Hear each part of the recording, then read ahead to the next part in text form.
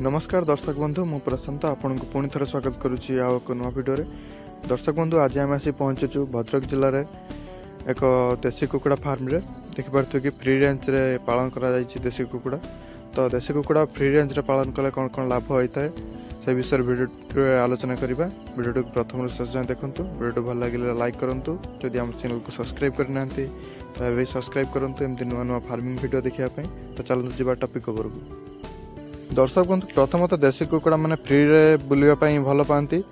जदि आप दाना सांग को एमती फ्री रे बाहर छाड़ुं घंटे 2 घंटा तो आप कुकुड़ा मान भल ग्रोथ होता है। तो आप बाहर घास अन्य घास काटिक छोट छोट कर देशी कुकुड़ा मान खायापी दे पारे जहाँकि आपंकर दाना कस्ट टे कम हम घास खाइले कुकुड़ा जल्दी ग्रोथ होता है। दर्शक बंधु 2 नंबर पॉइंट हूँ देशी कुकुड़ा माने फ्री रेंज रे बुलिले बॉडी फ्री रुहे और इम्यूनिटी पावर टिके अधिका रुहे।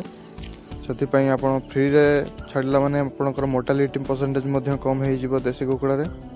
दर्शक बंधु 3 नंबर पॉइंट हूँ आपण परिवा मार्केट रे देखिपारे बहुत मात्रा वेस्टेज परिवा जोड़ा खराब हो जाए फोपाड़ी दौरान आपड़ से परिवा को आनिक छोट छोट काटी करके देशी कुकुड़ा मान खाइबा देले आपणकर देशी कुकुड़ा मान बहुत जल्दी ग्रोथ होता है।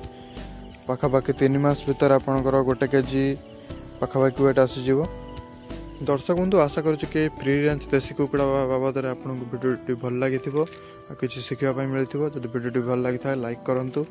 रही नमस्कार पुणी देखा नुआ भिडियो।